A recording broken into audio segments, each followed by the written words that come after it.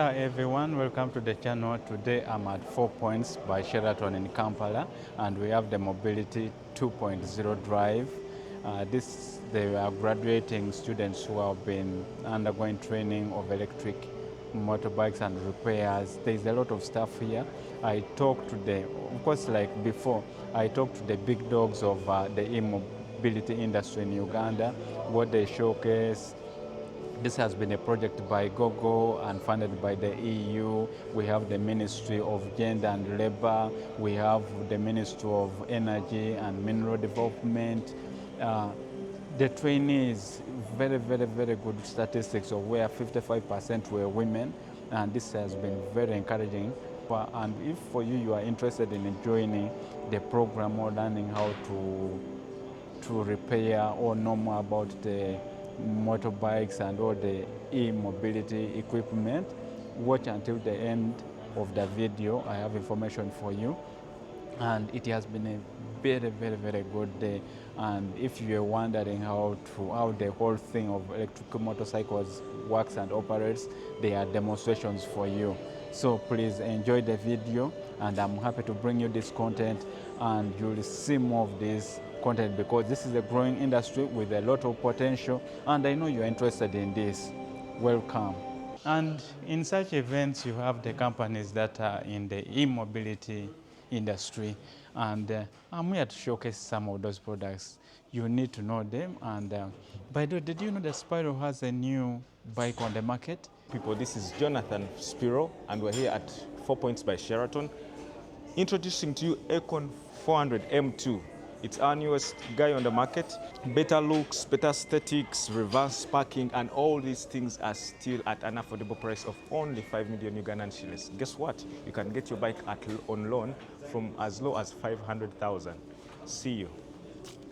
This is the Ebee. It's an electric bicycle designed for delivery, for commuting. This is a bike where you charge 400 shilling and it gives you a range of 70 to 80 kilometers. So when you're using this bike on your daily commuting, you're going to be spending less than 5,000 a month in transport, which that is approximately what you spend in a day or even more. So we designed this bicycle for commuters, for businesses, for luxury, for people for health purposes. We're trying to decongest traffic congestion in the city, deal with the issue of air pollution. This bicycle, you don't get off any hill, it gives you pedaling assist, you can charge anywhere at home. On your car, you charge it like the way you charge your phone. You can charge in your office, in your salon. Design here, we found on Port Bell Road. We assemble them there. So anyone, you're free to walk in our shop and get away with an Ebee. And before I forget, is breakfast. Let me go and eat something. Some evidence.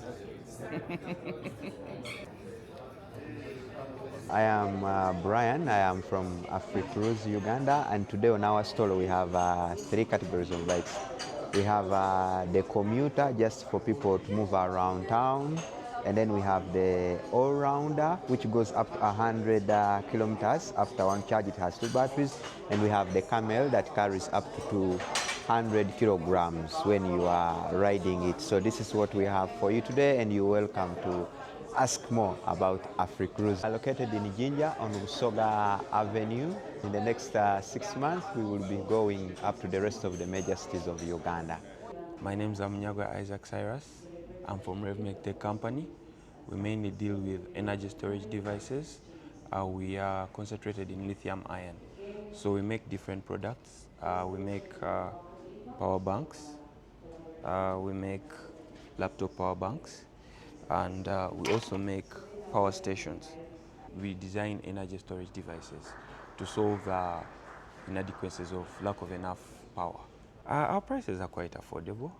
The power banks, they are those of 40,000 and 50,000, and those are 100,000 depending on the capacity. The laptop power banks are 350,000 each. We are located on Mawanda Road, near Mawanda Road Police. That's where our offices are, and that's where our workshop is as well. And we also have different agents who sell some of our products. Yeah. And so I have to talk to some of the graduates and they tell us about their experiences and what they have been doing. Greetings everyone. My name is Martha Serena Simwe, a recent graduate of the Drive 2.0 project. I was in the second last cohort and we studied a lot on Ebee Bicycles, Ebee Motorcycles and their power systems. We learned about the chemistries of the lithium ions and how all these components come up to be an electric vehicle. So I'm very proficient in the skilling as of now because of the graduation, and I'm delighted to be here. Thank you. Hi everyone, my name is Faith Agumenawe. I did electrical engineering from Nakawa Vocational Training, but I'm here today to talk about the e-mobility sector. E-mobility is a sector that is good. It has brought the trainings. I trained with the Drive 2, Cohort 1, and it was good. We enjoyed the EV bikes. They are good. They are actually not heavy, like for the fuel. Those ones for the fuel. They are very light. If you get used to it, it is easy to maintain.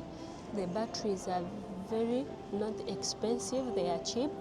When you're using the EV bike, there are many swap stations around Kampala, so it is easier for the boda guys. You can reach, you take your battery, you do the exchange. That is what they call swapping. So it doesn't take a lot of time. You just reach there, you give the battery that is low, then they give you the full battery, you continue doing your work. So I think it is good for the boda guys here in Kampala. It is very cheap. I wish everyone can afford it. You can ease your company very well, and we also want to thank them because they gave them women opportunity to train. So we have the skills now, we have the knowledge, and we are ready to share it with all other people outside there. It's time for introductions and I'm ready to meet the big man from Spiro. Spiro. Good morning, ladies and gentlemen. Can we all get to the stage here? My name is Nicholas Robert. Yes, I'm a mechanic. Oh, you're one of the graduates? Yeah. Nice, congratulations. My name is Robert Kaimbie, Head of Marketing with Spiro. We are here at the closure of the Drive 2 project. Excited to be a part of it. What does this mean for the future of EV in the country? The curriculum is basically that boilerplate where everyone that held back because they didn't really understand the inner workings of the electric vehicle in general is able to tap into and then upskill to be able to, repair these vehicles, because the more they are people out there to be able to fix, repair, maintain, is the more people out there that are going to buy these products, that are going to feel more comfortable owning them, that are going to feel empowered to start businesses, that do repair, maintenance, even selling or reselling, that kind of thing. So this is a very interesting milestone of which Spiro is a part of, and it only goes uphill from here.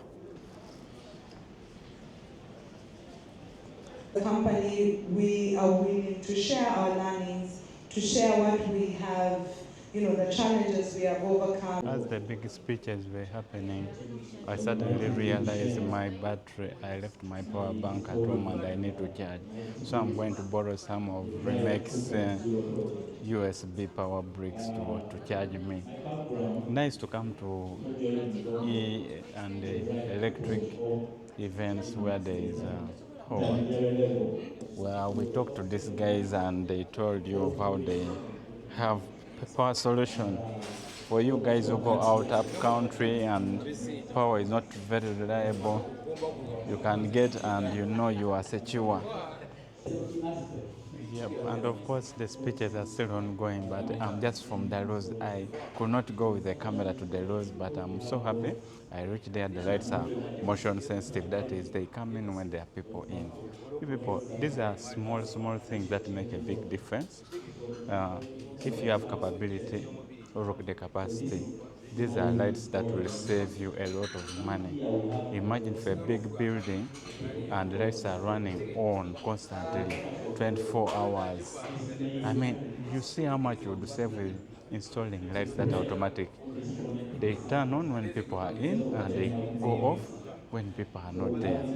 You'll be saving yourself. So as we talk about the environment, these are some of the things you need to think about, you big people who have lots of lights running in your buildings. Well, I know you have seen moving motorcycles. These guys have a motorcycle on a board that explains to you how the whole process is done. What about watching a demonstration from them? So here is our bike. Whatever is here is here. So we just dissected it. We call it dissecting. What is missing here is only the frame, but otherwise it will, yeah, and the wheels. But it's a complete running bike. The horn is working and everything. So we start from our power source, which is 48 volts, but at full charge it is at 53, but it's graded into a 48V system. We have our controller. Our controller is just a group of ICUs that just run our system, that do the thinking for our system. And then we have a motor, which does the conversion from electrical to mechanical. So power runs from the battery to the controller, but it is first controlled from the key switch here, then to the controller and to the motor. We have a DC-DC converter, which does, let me call it regulation, because in DC we have regulation. That's a regulation from 48, because these other components only used to all of the system. Then we have the rest of the components working. So the wires that you're seeing here, let me call them the nervous system. Call them the nervous system of our bike. They do the communication and transfer of power. So this is what you call the communication? Yeah, this is the communication. All the wires, they do transfer power and signals to other bikes. That's how our bike is able to operate. Any fault here can make the bike stop. This is the Any headlamp? fault. Yeah, this is the headlamp. This is our headlamp. So, That's the tail. That's the tail lamp. So the bike is facing this way? The bike is facing this side. Yeah. So basically, that is it. I don't know if you have any questions. Yeah. No, it is actually, the motor is connected to the back wheel, but using the chain. It's not connected directly to the back wheel. Yeah, ours uses chain. It's not connected to the back wheel. Yeah. How long does this battery take? The battery is a 120 kilometers range. Yeah. Shall take it for 120 kilometers. Charge, is it rechargeable or what? It is rechargeable actually. That's why I have a charging station at the front. So in case your battery has depleted, say it is at 40 and... Can you charge it from anywhere? No, you're not supposed to charge it from anywhere. You're supposed to go and swap from designated positions. We have different swap stations around Kampala, over 67, around Uganda. So you just have to use an app and locate a swap station, then go and swap your battery. How long does it take to charge? Taking the time for charging, that's not your concern. Not your concern. It is our concern. We're just there to provide for you fully charged batteries.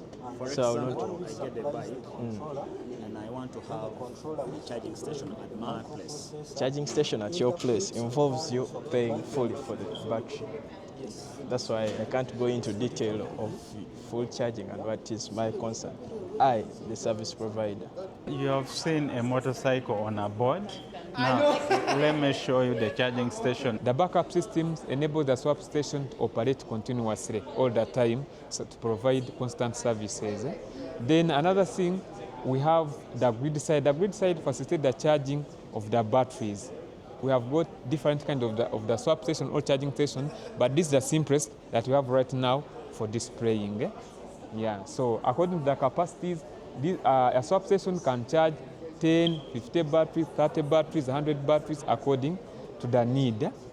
Yeah, so whenever we are setting up a swap station or charging station, we give it maximum protection so that in case of any problem, we can't get maybe a lot of issues at the swap station, whereby we use most of the sensitive protective devices, we use most of the safety measures, for example, using the smoke detectors, maybe in case there is something that has got burned, to easily get alert to someone who's at the swap station. In case maybe there's a problem, we normally implement some other measures like emergency switches, so that if there is a problem, someone at the swap station can easily press the emergency switch so that it can try to trip or shut up the entire system so that the swap station is protected or it is safe all the time. Yeah. So basically that's how we operate at our swap stations. Yeah. So in most cases, we have other measures. Once you go to our swap station, you find different kinds. Some of them are made by shelves. Some of them have cabins. So we have got very, very many types or many kinds of the swap stations. Yeah, basically. Drive is developing relevant and innovative skills in e-mobility. My name is Charles Maria, an automotive technician. I've been in Drive 2 project as a trainee in the intermediate level training, as well as an instructor in basic level training in e-mobility. I've gained many skills as a trainee to repair and maintenance of e-bikes, preparing of wiring harness, the 48 wiring harness, the organizing and troubleshooting of faults, battery management, and other parts on the e-bike. Well, with this, you know, there will be jobs for the trainees and they can be self-employed. So don't be shocked when you roll into a repair shop one day and you find ladies, because, you know, for us in our society, we are used to men. But now with strategies like this, you can be sure that the girl child is also employed and in skills that you are not usually used to knowing. We used to have only 2 girls in class, but now when we were training, I saw many ladies and I felt happy seeing many ladies in automotive and electrical. I encourage more ladies to join these engineering courses. They are really good. They are not only for men, but also for us ladies, we can manage them. For example, me, I'm an automotive engineer, but also we do repairs of cars, not only bikes, but even cars. So it means even you there, you can do it. Don't only go for soft jobs, even these jobs you can do them. Thank you so much. First of all, please be putting my remarks for the well done job. The job well done. Okay, thank you.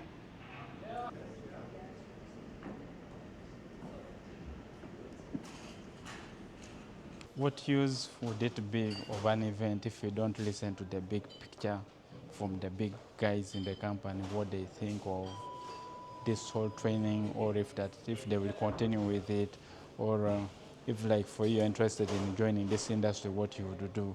My name is Claire Bakita. I work as the project manager for the Drive project. In terms of next steps, I know there's people wondering, where can I get this training? How can I be supported to be able to build my skills? So as GOGO Electric, we are a registered assistance center under the Directorate of Industrial Training. So you can reach out to us and we can support you to be able to build your skills and capacity as an EV technician for repair and maintenance for the electric motorbike and setting up the EV charging installation and maintenance. After the successful implementation of the Drive project #1 and #2, 2.5 years later, we find ourselves in the position where the skilling initiatives we have set off are actually taking full effect. We have 3 curricula currently accredited at the Directorate of Industrial Training. We have, as a matter of fact, 15 licensed trainers around Uganda, spreading our training content to further trainees. And we, within those project periods, managed to directly train more than 300 people. I'm glad to say that roughly a third of the people who have been trained have found themselves either new jobs or, as a matter of fact, having improved circumstances in their existing workplaces based on the skills that they acquired. So going forward, it is impossible for us to imagine going away from the external training, much as we have really been focused on training our own people. We cannot go back on ourselves. We have managed to show that we are able to train people for the workplace, even if they are entirely not affected by our employment. So it makes sense for us to take the learnings that we have created and to try and, as much as possible, standardize training in the workplace. So in a nutshell, we would love to take the momentum that we have created already in the first 2 rounds of project implementation and build upon it such that we are able to drive workplace-based skilling and avail the tools and the technologies and the tips and tricks to anybody who is interested, whether in our industry, whether in an adjacent industry, or whether in Uganda at large. Thank you so much. So, guys, with all that talk, I think it's time to go and have some lunch. Why not? Yeah.